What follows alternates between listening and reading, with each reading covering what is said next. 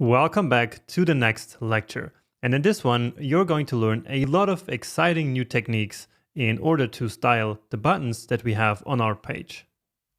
So what we're going to do in this lecture is to create a generic button class and then use that button class for these buttons here, this one in the form, and also this big button here in the top. And then we will create some more specific buttons for each of these different situations, but all based basically on one more generic one. So that's going to be a lot of fun. So let's do that now. So I will start by adding the button class or the BTN class to all of them. So the first one should be here in the top. Yeah. So class BTN, which simply stands for button. So here's one. Here we have another one in the form. And then let's also do it on these three right here. Okay. Not the ones here that we use for voting, because these will look very different. So these here are all a bit colorful and similar and will all have the same font, but these ones, they are completely different. So they do not get this generic BTN class. So first of all, we want to give them the font family that we also have here for the heading. So basically for this logo. And so that's called Koine, remember? And then let's also, as a fallback, just like before, give it the sans serif keyword. So that's already a change. Then we will also give it the line height of 1, just like we did before with the heading here. And then let's also transform them all to uppercase. Text transform uppercase. And increase their font size to 17 pixels. So that's looking nice. And now let's also add some padding. And once again, because of this weird issue here with the font, we need to give it a different padding on the bottom than on the top. And so let me actually show you yet another shorthand of the padding. So I showed you already how we can define just one value, which will get added to all sides. And we can also specify two values where the first ones are top and bottom, and the second one left and right. However, we can also specify three values. And there the first value is for the top, so 16 pixels. Then the second one is for left and right. Let's say 0 here for now. And you'll understand later why that is. And then 13 for the bottom. Okay, beautiful. And now finally, let's talk about the color. So let me see what our final buttons look like. And the generic ones, so this one and this one and this one, they have this nice gradient going on, right? And so let's do that. Let's learn how we can create a gradient like this simply using CSS.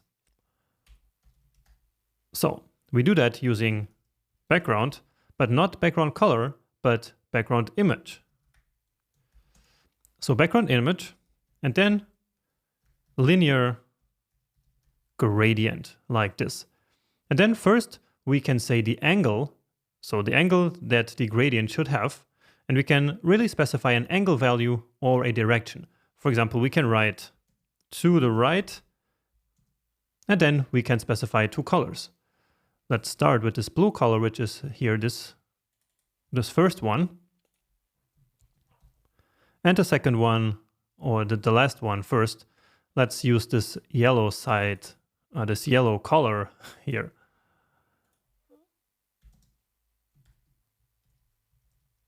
So we will start with just a simple gradient, which is this one. So simply going from the left to the right, blue to yellow. So that's a start, but you see that our gradient has a lot more colors. So we can specify more of them. Also, the angle is different. So here we have to right, it could be to bottom So then it would go from the top to the bottom. But what we want is actually a degree. And that degree is 135 degrees, which is 90 degrees plus 45 degrees. And so now the gradient is slightly rotated. So we have two colors, but we want two more. We want red and this green here also in between there. So we can simply specify more values here. So now you will see the red added in the middle, and now you can start seeing that nice angle. And then finally this green right here. And don't forget the commas, always the commas. And there you go. That's starting to look like the button that we have here. Now there's a few more things we need to change. Some of them we will do later, but one thing is the text color and also the fact that here we get this weird 3D border. So usually when we start formatting a button, we always need to get rid of that. And I like to do that first, actually. So we can do that by writing border none. So remember how previously we specified the border by saying border and then the pixel, the style and the color. But there's also this keyword. So many times we use the none keyword for all different kinds of stuff. In this case, it will simply make that border that we had disappear. Now next up, let's specify the text color. Now remember that previously we had defined our text color right here at the body so that then all elements could inherit this color. Remember that? But back then I also mentioned that some elements do not inherit colors, or actually they don't inherit anything. And buttons, and as you see these elements here as well, they are elements like that who do not inherit anything. However, we can actually force them to inherit. So we can specify the color, and then instead of specifying a value, we can say inherit. And so then should get white. So what this means is that now it is actually inheriting that value that we specified on the body. Okay, great. So now we created ourselves a generic button element, basically, which we can use for all the buttons on the page that look kind of similar. However, they're not all exactly the same. For example, these two and this two, they probably should have a little bit of a bigger text size. And these three here, they should occupy more space. So they should basically occupy the entire column that we gave them here. So remember here, they have this entire column to fill up. And so we can now basically create some more specific buttons and then apply those classes there as well. And so we can now specify some more generic button classes and then use those classes on the buttons as well. So that sounds a bit weird, but let me show you what I mean. So let's say btn large, and then let's say that the font size should actually be 20 pixels on this one. And actually let's leave it like that for now. Let's do it even bigger so we can see the difference. 30 pixels. And for now, nothing changes because we didn't apply it anywhere yet. But now let's take this class button large, and now comes the magic because we can actually apply multiple classes to the same element. So this one gets the button class and also the button large. And so the styles from the button large, and so basically the styles applied in button large will now get added up, so added on top of the ones that we already have from button. So if I save this now, then you see that the text got a lot bigger. So let's do the same here in share effect. So that's a bit too huge, but that was just so we could see it. What matters is that now these two classes apply, and so this font size is actually overriding this one. So it's important that we keep this one here last. If this was here, then it would be back to being small because it would be defined here, but then later it would be overwritten. And so it needs to be this way because the CSS file is basically read from top to bottom. Okay, that's a bit too big. 20 is enough. And now here we can give it some padding that makes sense. So padding that makes sense for these two buttons, but not for these ones. So let's say 20 pixels on the top, 32 left and right, and 17 in the bottom, again to compensate for that weird effect. And here we go. Now this button is now not really big enough for this place, but that's just because our screen is very small here. So I'm having this super small screen right now so that we can code and see the result at the same time. But later on, we will write the code with the window a bit bigger so that we can always see the entire design. Okay, so that's looking nice already, but now we need to add some specific styles only for these buttons right here. So let's do that. And actually that's not really correct, because even the first button is different from those. Let me show you what I mean.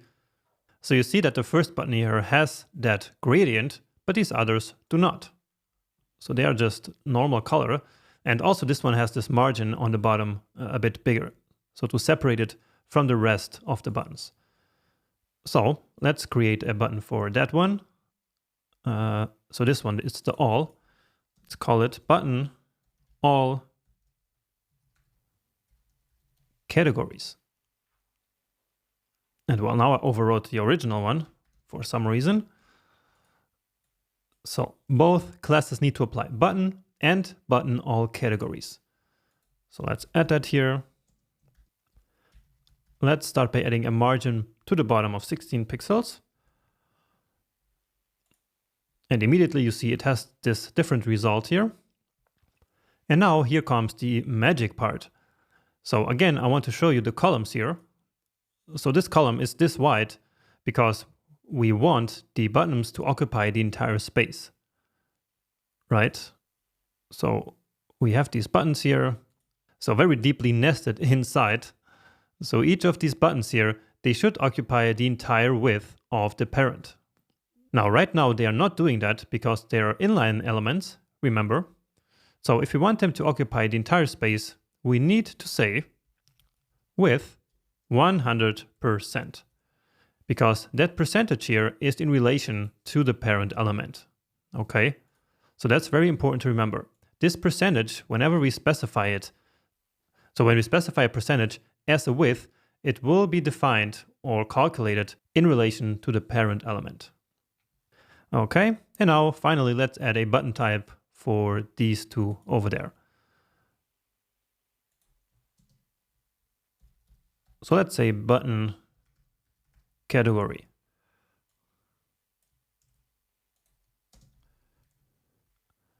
Okay, now this CSS that we're writing right now here, this could all have been done in a different way. So of course we could have simply created one class for these, for these two, one for this and one for these, and then copy pasted these styles into these different buttons. So then we would have some duplicate code, but that wouldn't be a big problem. But I'm still just showing you this technique here because we use this all the time when we write CSS. Now here we want also to have a width of 100%. So just like this. And now the other thing that we need to do is to basically remove this background image here, because we will later want to define the background color just like we did before right here. Here, right? So we defined the background color here as a style. And so we will want to do the exact same thing here on these buttons. And actually, let's do that right now, immediately. So we have the button of technology. So let's add a style here. But it is now not visible. All right. And so again, we need to remove that background color there. But let's first do the same thing on the other button. So find that button. There's not much to find. So it's right here. And so here in the data is where the color is located. For science, it's this green. Okay. All right. Now just to show you what's happening, let's inspect one of these buttons. And so here we are. So here we can see all the styles that are currently applying to this button. So we have this background color that we just defined. We have the button category, which makes it so that the width is 100%. Of course, we can turn it on and off. And we have the more generic button class that we created previously. And so this is where the background image comes from.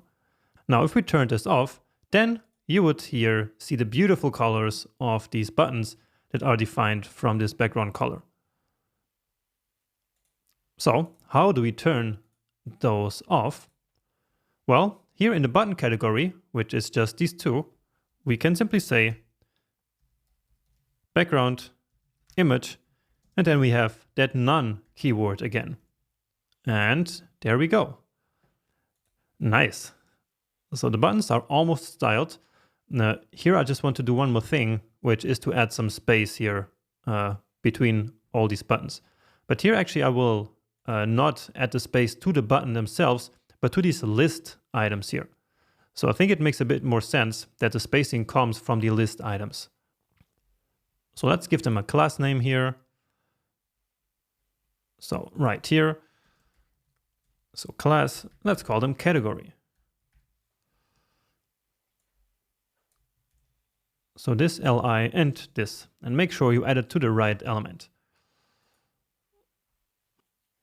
So this is a bit more of the layout part. So let's add it a bit more here to the top, even though it doesn't really matter that much. So category, and let's add a margin to the bottom of 16 pixels. Okay, well, that doesn't really work, at least not in all of them. Maybe I forgot to... yeah, I did not copy it to that third list item here. Okay, nice. So that looks better. And so we are now almost done with these buttons. All that's left to do is, first of all, give them these rounded corners and give them this hand once we hover over them. But we will do that in the next lecture, and you will see then why we're doing it that way.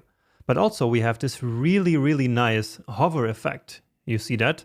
And this, in fact, can be done only with CSS. So this is just a transition. So just like the color transition that we did here before. So it's simply the value of one property in one state moving to another state. So moving to another value in another state. So that sounds more complicated than it actually is. So let me show you how that works. So button, and here we can again use the hover pseudo class. So we can use the pseudo class really everywhere, not just on links. So it works as well on buttons. And so now let me introduce you to yet another property. So I promised you were going to learn a lot of new stuff in this lecture, and I think you really are. So transform, and here we can now specify different things. So different, as we say, functions. So the scale function is one of them. And so here we can now define a percentage of the original size that we want this to be. So that we want it to be after we hover. So let's try that out. And so you see it increased a little bit. And of course we cannot only write this here. I mean, we could write this anywhere. So we could also write a transform at the scale here. Let's exaggerate a little bit. And so you see that these buttons now scaled to 200%. And in fact, when we hover them, then they only have the 110% here. Right? Okay, but of course, let's remove that. Just wanted to show that we can write a transform like this anywhere. It doesn't have to be in a hover effect. So that's scale, but we can keep adding more functions here. So the other one is rotate. So let's rotate just a little bit, just -2 degrees, which is already pretty significant. So that's actually the effect we're looking for. Now all we have to do is to animate it. And that's pretty easy. Just like we did before, we just write transition 0.3 seconds, for example. And so then CSS will go ahead and it will basically interpolate all the values over this time. Let's try it first with 3 seconds. So that's very slowly. So just so you see the effect working. And here is the real one. Nice. So that's enough for this video. In the next one, we will do those two things that are still missing. So hope to see you there very soon.